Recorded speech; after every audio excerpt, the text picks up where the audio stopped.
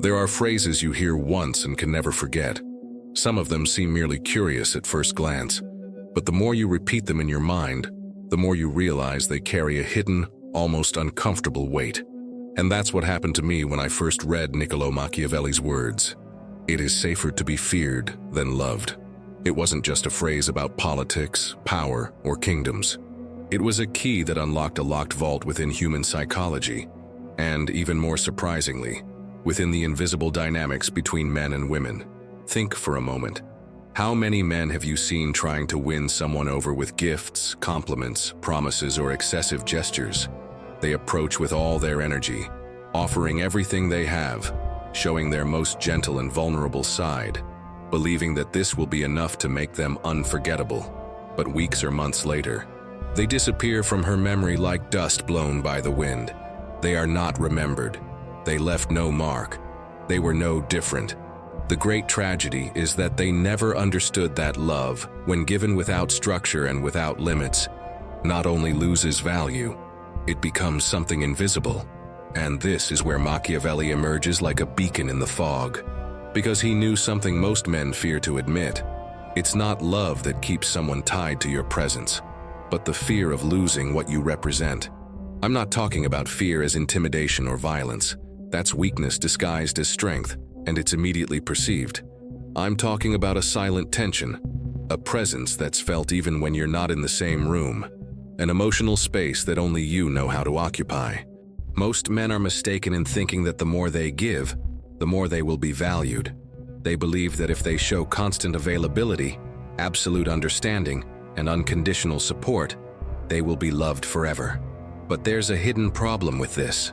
When love is given without criteria, it ceases to be a reward and becomes a background scenario. You become predictable, and what is predictable, no matter how sweet, is quickly forgotten. Have you ever wondered why so many romance stories begin intensely and then fade? Why does that overwhelming beginning, where every message, every encounter, and every touch seemed indispensable, turn into a dull routine? The answer lies not in the absence of love, but in the absence of contrast. And this is where the true value of strategic absence comes in. Imagine that every time she looks at her phone, you're there. Every time she needs something, you respond in the same second. Your every gesture is an anticipation of what she wants to hear. This may seem like comfort at first, but it soon becomes a given.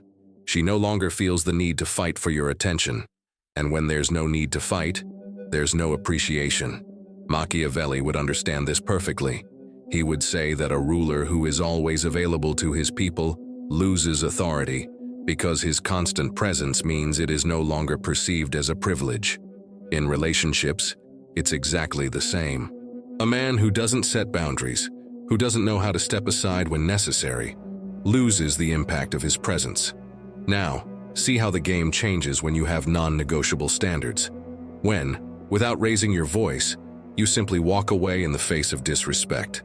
There's no discussion, no drama, no attempt to explain the obvious. You simply create a void, and this void is more eloquent than any speech. It's at that moment that she realizes that your presence isn't a right, it's a privilege. But here's the interesting part. The effect of this absence isn't immediate. At first, she might ignore it or even get irritated. But over time, the absence begins to speak to itself. She recalls the last conversation, mentally replays every detail, looking for signs of what might have happened. It's in this process that subtle fear begins to emerge. Not fear of you, but fear of losing the connection you once had. The man who understands this stops playing on the same board as others. While others try to seduce through abundance, he seduces through the space he creates. He doesn't compete for attention. He attracts it through scarcity. And, paradoxically, the more he allows himself to be absent at the right moments, the more unforgettable he becomes. Have you ever noticed that the most lasting memories we carry aren't made up of constant moments, but of rare and intense ones? That's because the human brain values what is scarce.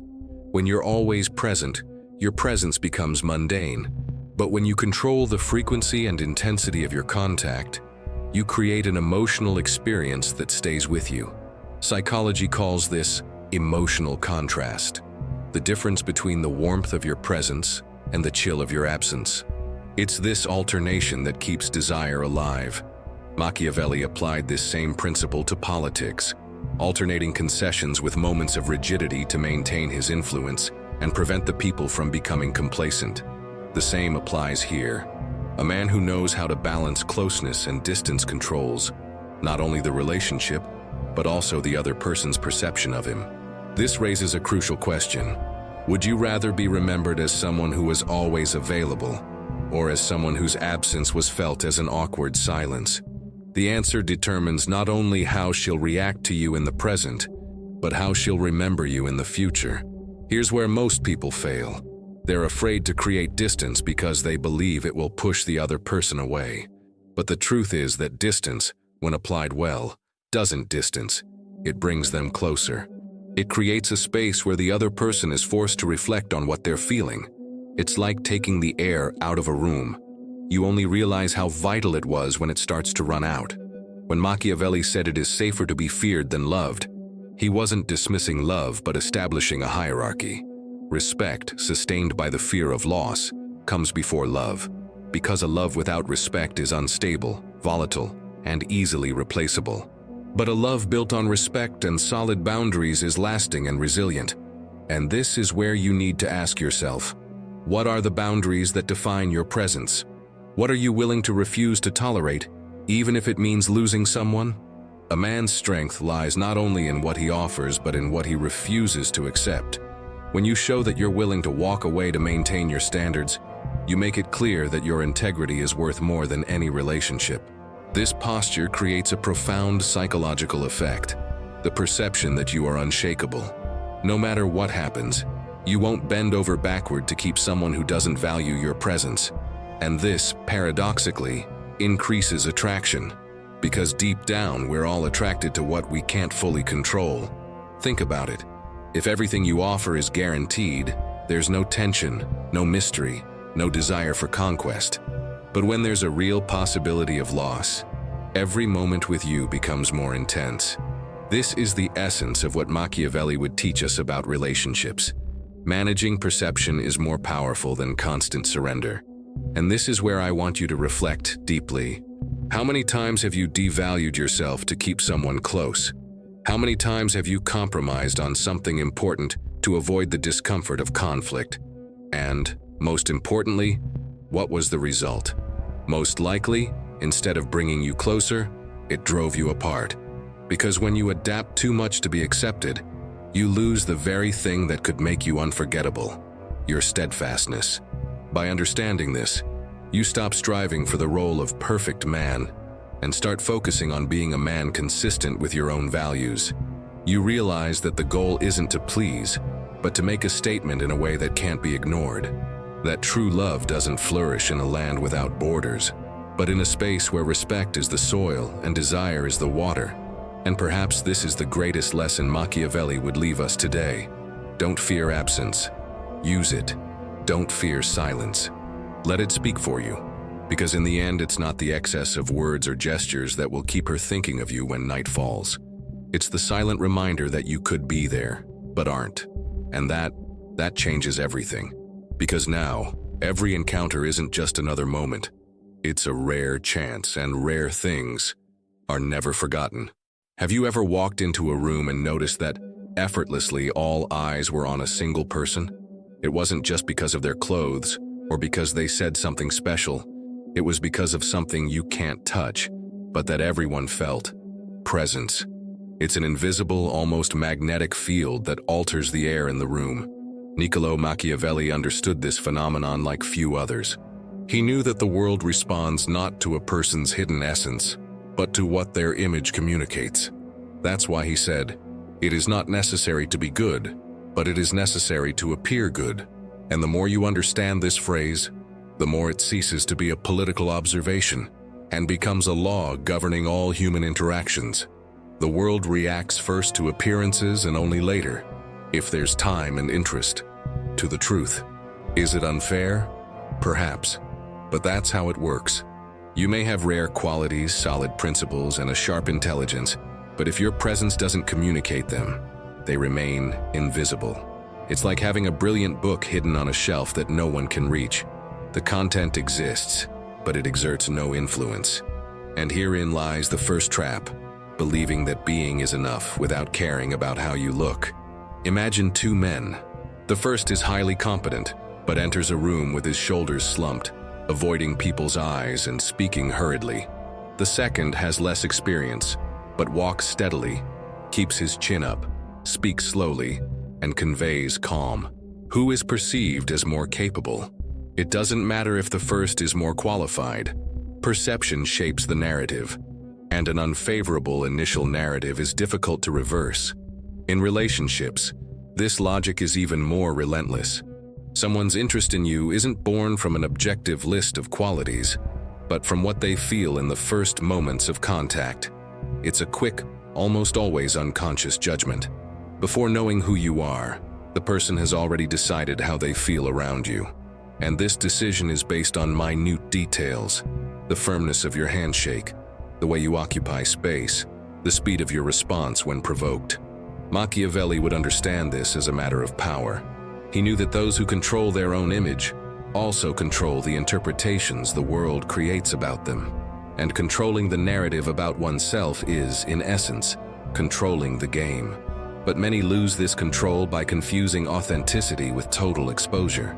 They believe they must show themselves completely from the start, reveal everything, open every door. But total revelation destroys the mystery, and mystery is one of the most powerful resources of attraction. See how this plays out in everyday life. Think of a person you met who, from the first moment, revealed every detail of their life, every opinion, every vulnerability. It didn't take long for you to feel like you already knew everything about them. And when there's nothing more to discover, interest wanes. Now compare that to someone who speaks little but precisely, who leaves gaps in the conversation, small gaps that make you wonder more. This person, even without conscious effort, remains vivid in your mind because you're still trying to decipher them. Machiavelli would apply this as a strategist. Information control. It's not about lying or creating a false mask, but about understanding that the dosage of what you reveal is as important as what you reveal, and that controlling this dosage increases your influence. In the political game of his time, this could mean life or death. The game of human relations, it means relevance or oblivion. There's a story that illustrates this idea well. An ambassador with a reputation for enigma was once sent to negotiate with a potential enemy. During days of meetings, he remained polite but spoke little and with long pauses. He never fully revealed his thoughts, and whenever it seemed he was about to conclude an idea, he changed the subject. In the end, the opposing side began to overestimate his position and intentions, precisely because they didn't have all the pieces to understand him. They feared him more than they should have, and gave up more than they needed to. All of this because of the image he built, or rather controlled. In everyday life, this principle is equally applicable. The way you position yourself, how you respond, how you manage silence, builds an aura that directly influences how you are treated. If you speak calmly, observe before acting, and never give all the answers immediately, you create a space for others to project onto you what they want or fear. And this projection is often more powerful than any objective proof of who you are. Another point Machiavelli would emphasize is that image serves not only to influence others, but also to shape oneself. When you adopt a posture of confidence, even if you don't initially feel it, your body and mind begin to align with it. It's as if the act of appearing to be is little by little transforming the being. And this isn't falsehood, it's discipline. Acting according to what you want to become until it becomes natural. But there's a tension here that can't be ignored. How to balance authenticity and strategy. The common mistake is to think that being strategic in image building means losing authenticity. On the contrary, when you present yourself strategically, you're simply ensuring that your most valuable self isn't wasted due to lack of perception. You're creating the conditions for your essence to be received in the best possible way. However, controlling your image requires constant vigilance. Every word you say, every gesture you make, every reaction you demonstrate fuels others' perception of you. There is no neutral moment. When Machiavelli advised princes to guard their reputation as if it were a treasure, He was speaking of this consistency. In the modern world, where every moment can be captured and remembered, this advice is even more urgent. And here comes the element of suspense. Good image management involves creating small doses of unpredictability. It's not just about appearing strong or confident all the time, but about knowing when to break the mold to surprise. This keeps people on their toes, unsure of your next move. In the realm of attraction, this is devastating because it keeps the interest alive. Think of a relationship where you suddenly subtly shift the dynamic. Instead of responding immediately as usual, you wait. Instead of revealing your full plans, you share only a portion. Small shifts like these can completely transform how the other person perceives you. They start paying more attention, questioning more, wanting to know what's changed. And it's in this space of curiosity that connection deepens. Ultimately, controlling one's image is a dance between presence and absence, between revelation and concealment. It's about understanding that it's not always the most capable who wins, but rather the one who can be perceived as the most capable. And this requires attention, self-awareness, and above all, intention. Because as Machiavelli knew, those who don't control their own image give the world the freedom to invent one for themselves. And rarely will that invention be in their favor. And if you think this is manipulation, remember, everyone is already doing it, consciously or unconsciously. The difference is that some do it strategically, while others leave it to chance. The question is, do you want to be the author of your narrative, or just a character in the story others write about you? Perhaps the answer to this question is what separates those who go unnoticed from those who become impossible to forget. There's an unspoken law that governs all human interaction. You will be tested, whether it's at work, in friendships, or in an intimate relationship. Sooner or later, someone will push the line to see if it truly exists. They will provoke, question, and suddenly change their stance just to gauge your response. Niccolo Machiavelli understood this dynamic with an almost uncomfortable clarity. He knew that strength or intelligence alone isn't enough. They must unite the two in a nearly impossible balance. That's why he described the ideal ruler as one who can be both lion and fox at the same time. But what does it mean to be a lion and a fox in the real world? The lion is visible strength, the presence that commands respect even before speaking. It's the firm stance, the voice that doesn't need to shout to be heard, the conviction that doesn't waver in the face of challenging looks. The fox, on the other hand, is silent intelligence, the ability to read the environment before acting, to see traps before they spring, to save certain cards for the exact moment. Isolated, each has its flaws. The lion, if it acts without thinking, becomes predictable and vulnerable. The fox, if it relies solely on cunning, can lose credibility and leadership. Together, they form something rare, stable, almost hypnotic power. Now, stop and think. When was the last time someone subtly tested you? Perhaps a sarcastic comment to see if you'd react. Perhaps a sudden change in behavior to gauge your emotional control.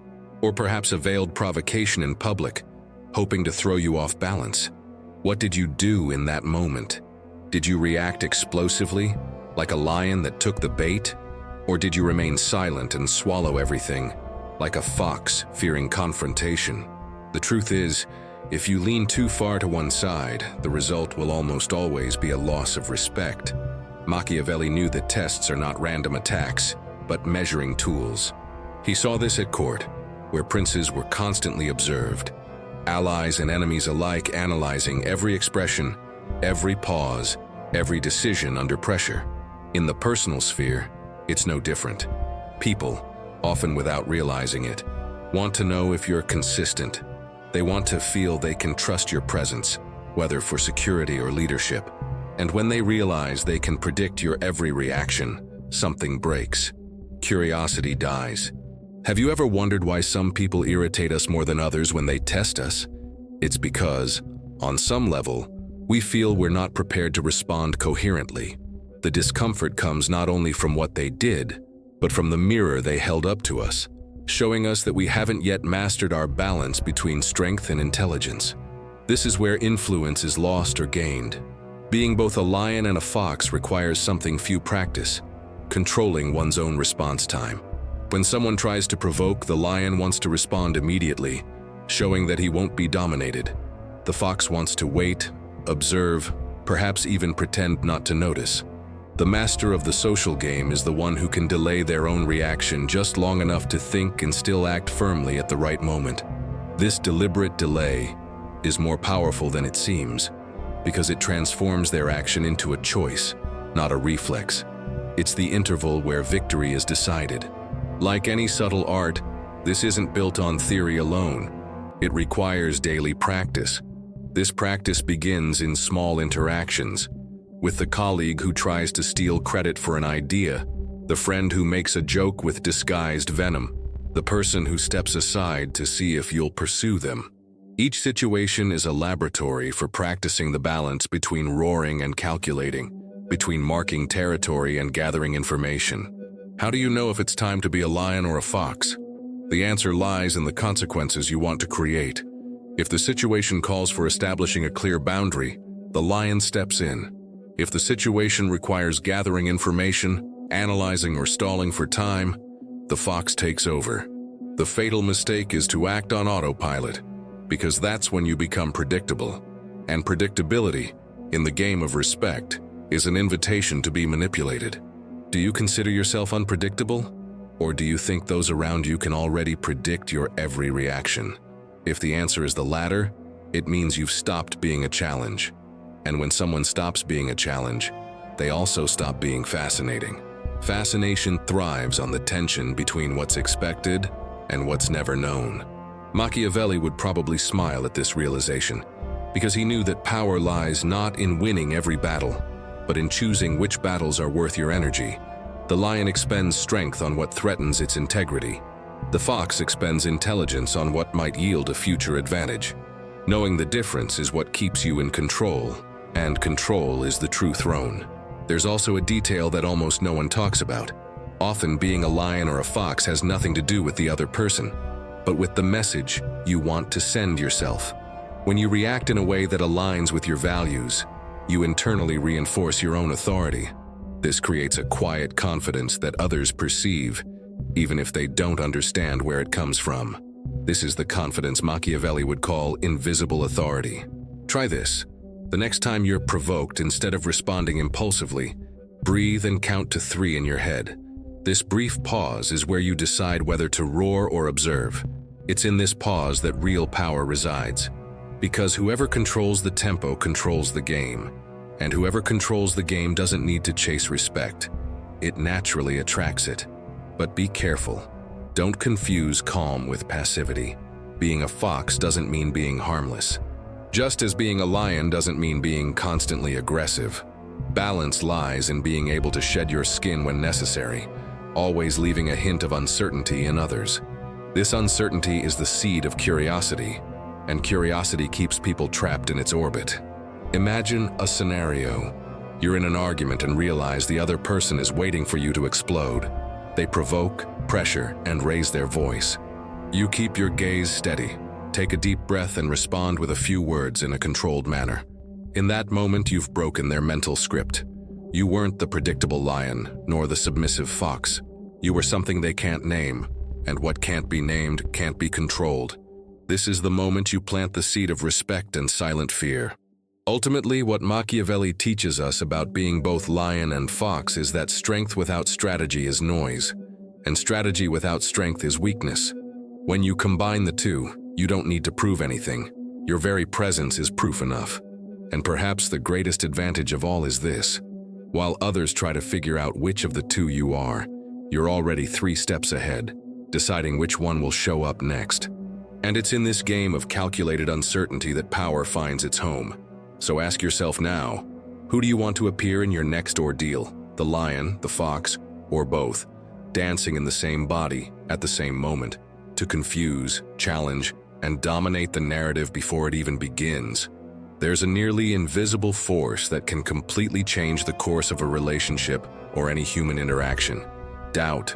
Niccolo Machiavelli understood that you don't need to destroy an enemy or directly confront someone to influence their mind. Often all it takes is planting a small, almost imperceptible seed and letting it grow on its own. This is the essence of the divide and conquer strategy, not just between armies or kingdoms, but within people's own minds. The human brain constantly seeks coherence. It wants to be certain about what is real, what it believes, what it feels. But when this coherence is disrupted, something powerful happens. The person begins to expend energy, trying to regain balance. In psychology, this is known as cognitive dissonance, and it is in this moment of instability that influence finds fertile ground. Imagine someone has a very strong opinion of you, whether positive or negative. As long as that opinion remains intact, they will act accordingly predictably. But all it takes is one ambiguous phrase, an unexpected gesture, or an unusual reaction to create a crack in that perception. From then on, they'll begin to question themselves. Was I right about them? This uncertainty, if well cultivated, transforms the relationship. Machiavelli saw this constantly in politics. He knew that weakening an adversary didn't mean attacking them directly, but rather making their own allies begin to doubt them. And the same principle can be applied in the personal realm.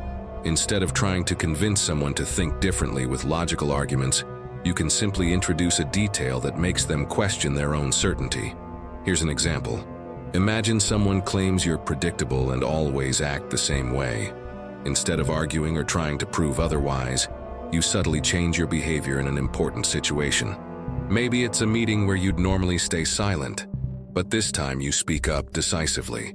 Or in a relationship where you usually respond immediately to messages, you delay. Small changes like these force the other person to reevaluate who you are. This type of strategy relies on something confirmed by modern neuroscience. The brain hates gaps. When information doesn't fit what it expects, it works tirelessly to fill it in. That's why by creating subtle contradictions, you keep the person's attention focused on you. They want to understand, decipher, and regain certainty. And here comes the second layer of this strategy, controlling the delivery of rewards and punishments. Machiavelli said that wounds should be inflicted all at once, but benefits should be granted gradually.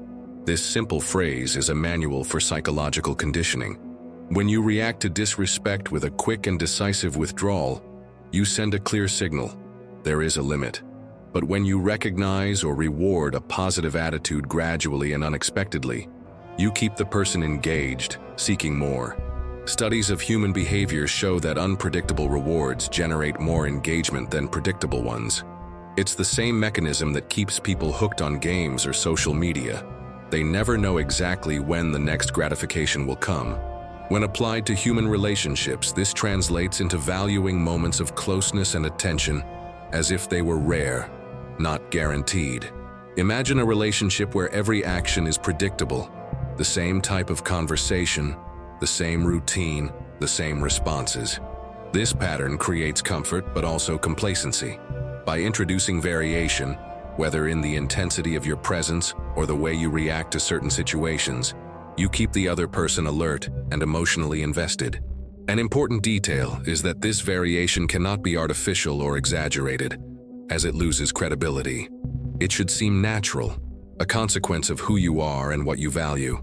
Otherwise, the other person will perceive it as manipulation and distrust you. The art is in balancing it just enough to create curiosity, but not so much that it generates destructive distrust. Machiavelli would probably say that people's biggest mistake is trying to convince others using only words. Words can be ignored, forgotten, or reinterpreted. Experiences, on the other hand, shape perceptions much more profoundly. When you create an emotional experience that conflicts with another person's expectations, that experience sticks. And every time they think of you, that memory will surface, influencing their perspective. Here's a story to illustrate. A 16th century diplomat, inspired by Machiavelli's writings, needed to gain the trust of a suspicious ruler. Instead of trying to win him over with promises, he began behaving subtly unpredictable, sometimes granting unexpected favors, sometimes withdrawing without explanation. Within months, the ruler not only thought of him more often, but also consulted him before making important decisions. It wasn't force or insistence that built this position, but a combination of doubt and controlled reward. The same applies to the workplace. A leader who reacts identically to every situation becomes easy to predict, and therefore to circumvent. But a leader who alternates between proximity and distance, between encouragement and pressure, keeps the team constantly adjusting their behavior, seeking to align with their expectations. Another factor that strengthens this approach is silence. Silence is often more powerful than any immediate response. It creates a space where the other person is forced to fill the void with their own interpretations. And the more time they spend interpreting, the more mental energy they dedicate to you. Machiavelli knew that letting the other side talk more than you give them the advantage of listening, observing, and acting at the most opportune moment. This technique requires patience, something many lack. We live in a world where a quick response is seen as proof of competence or interest. But in the psychology of influence, a quick response isn't always the most effective. Sometimes the greatest impact comes from a calculated pause, which increases the weight of the words when they finally arrive. Ultimately, the essence of this part of Machiavelli's thought is simple. Whoever creates and controls the imbalance controls the relationship. This doesn't mean living in constant conflict or tension, but understanding that too much stability kills interest and influence. By sowing doubt, varying the intensity, and controlling the delivery of rewards and punishments, you become the reference point the other person can't ignore. This is the difference between being just another presence and being the presence that shapes others' behavior, between being a fleeting memory and a constant figure in others' thoughts. And perhaps the most important lesson is that by learning to do this ethically and intelligently, you not only influence, but also protect yourself, because those who know how to generate doubt and maintain attention are rarely forgotten or replaced. There's a kind of power you don't see, don't announce, and don't need permission to exist. It's the power to observe silently, to register every detail without rushing to act, to let the other person reveal more than they'd like simply because they believe no one is paying attention. Niccolo Machiavelli knew this power well. He knew that while everyone else is preoccupied with talking, explaining themselves, and making themselves noticed, the true strategist focuses first on seeing and listening. And it's in this silent space that they build their advantage, accumulating information that becomes subtle, but lethal weapons at the right moment. The modern world conditions us to believe that presence is noise, a constant occupation of space and attention. But there is a much more powerful presence, one that doesn't need to impose itself because it's felt. It's the gaze that remains steady, the posture that conveys security, the silence that carries weight. This kind of presence doesn't compete for the spotlight, but is the invisible reference point that sets the rhythm of everything around it. It creates an emotional field that effortlessly influences, shaping behaviors and decisions. Imagine walking into a room and noticing a person who doesn't talk much, but whose mere presence changes the behavior of others. Conversations quieten as they approach, people measure their words more, and they avoid certain gestures. This influence comes not from threats or displays of force, but from the impression that this person sees beyond the surface, that nothing goes unnoticed. This is the effect of a well-cultivated silent presence, and it's a power that grows as time passes. In personal relationships, this skill becomes even more powerful. While most people try to gain attention with statements, flashy gestures, or insistence, the man who observes builds a different kind of connection. He doesn't seek approval, doesn't rush to fill silences, and doesn't reveal more than he deems necessary. This restraint creates space for the other person's imagination to work, and it is in this space that curiosity, and often obsession, is born. The more the mystery grows, the more involved the person becomes in trying to decipher it.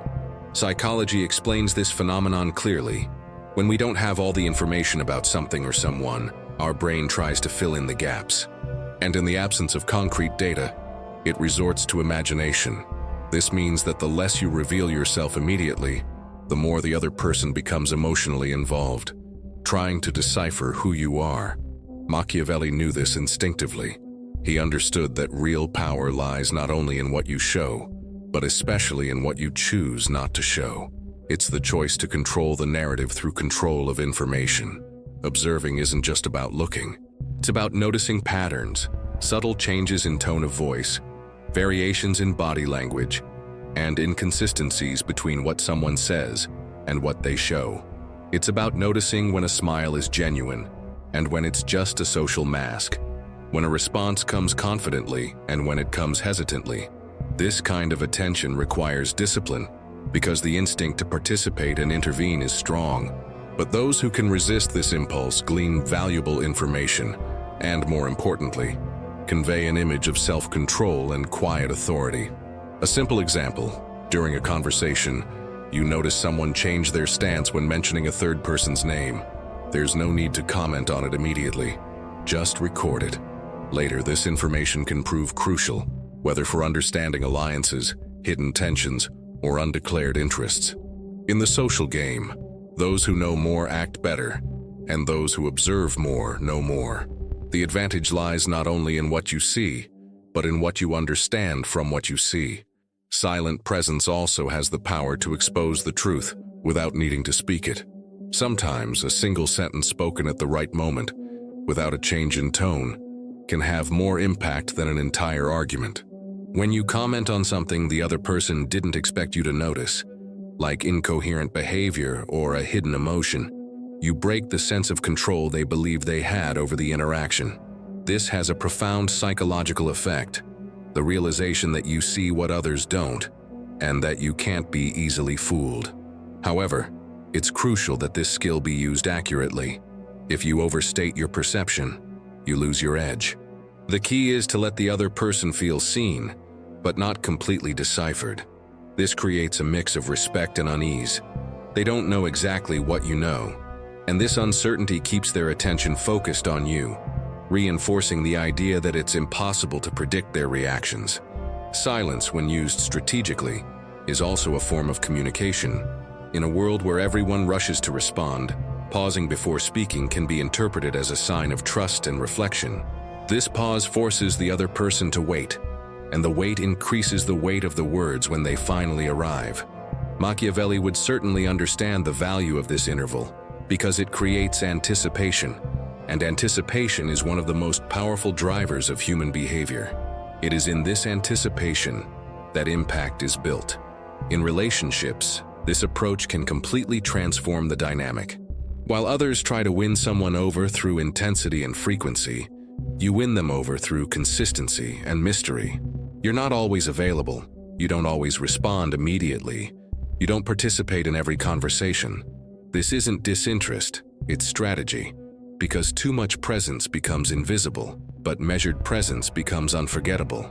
The effect is to make each interaction feel like an event, not a routine. There's also the psychological effect of planned absence. When someone gets used to your silent presence and suddenly you're gone, the impact is amplified. The space you leave behind is filled with the memory of your posture, your gaze, the words you didn't say. It's in this void that the other person begins to realize how much you influence the environment simply by being there. Absence, like presence, becomes a tool of influence. But perhaps the most interesting aspect of silent presence is that it cannot be easily imitated.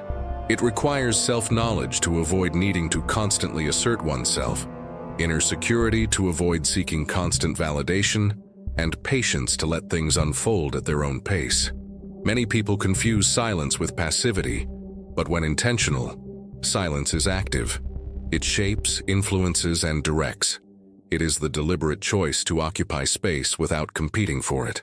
Machiavelli would probably say that the man who masters this skill becomes untouchable in a way. He is not easily provoked. He is not quick to explain.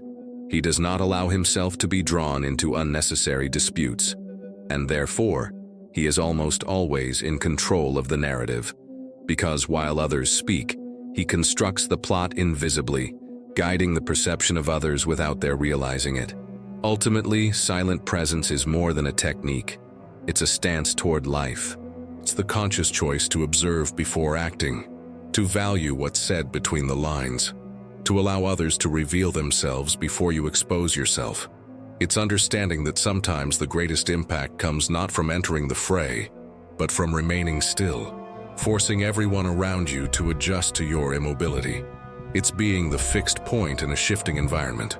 When applied well, this presence creates a lasting effect. People may forget the words you said, but they won't forget how they felt in your presence. And in many cases, it's this feeling that keeps them coming back, trying to understand, trying to decipher. In the game of power, this is gold. And in the game of human relationships, this is what separates the ordinary from the unforgettable. The man who masters this art doesn't need to chase respect or attention. He becomes the natural center around which everything orbits. At this point, it all comes down to one non-negotiable fact. Understanding is not enough. Knowing in itself does not transform. It's easy to feel inspired by powerful ideas and catchy phrases, but true power only manifests when these ideas become flesh, habit, and automatic reflex. You may have understood every principle outlined, but if you don't take a concrete step today and another tomorrow, you'll remain exactly where you are. Real transformation requires the courage to push through discomfort, the discipline to sustain change even when initial enthusiasm fades, and the composure to continue even without applause. It's in that quiet moment, when no one is watching, that you decide whether you'll be just another spectator or someone who truly takes control of your own story. Machiavelli knew that the value of a strategy lies not in its eloquence, but in its tireless application. He saw the world like a chess master, anticipating moves and repositioning his pieces before others realized the game had changed. This is the model you should adopt. Choose a central principle and work on it until it becomes part of your identity. It could be absolute control of your presence, the ability to strategically disappear, or the mastery of silence as a weapon. Choose one and dedicate not just 7 days, but 7 days worth of months to it with total attention. Record everything: how you felt, how others reacted, where you failed, and where you surprised. Add details, repeat scenarios, simulate responses. This journal will be the map that reveals an evolution that to the observer will seem sudden, but which you will know was built step by step, with calculation and patience. Practice reading people and environments carefully as if you were a stalker. Observe postures, hesitations, glances that last half a second. Notice what isn't said, the charged silences, the subtle shifts in tone of voice. Adjust your posture and response time to break predictable patterns. Develop clear, non-negotiable boundaries and stick to them firmly, even under pressure. Deliberately test yourself in varied social situations to strengthen your emotional control. Each week, review your actions and refine your method. Small, cumulative improvements create not only a presence that can't be ignored, but an authority that's felt even before it's consciously acknowledged. This isn't a fleeting plan, but a lifelong commitment to self-mastery. You're not withdrawing from the world. You're assuming the legitimate right to shape it according to your vision. This requires strategic patience, like that of a general who knows that the most important battle is fought within before being won in the field. If something in this video has awakened a sense of urgency in you, don't let it fade like so many other sparks of motivation that die in the first gust of routine. Start now. Pick a step, execute it, refine it, record it, and repeat until it becomes as natural as breathing. And remember, understanding isn't enough, you have to live it.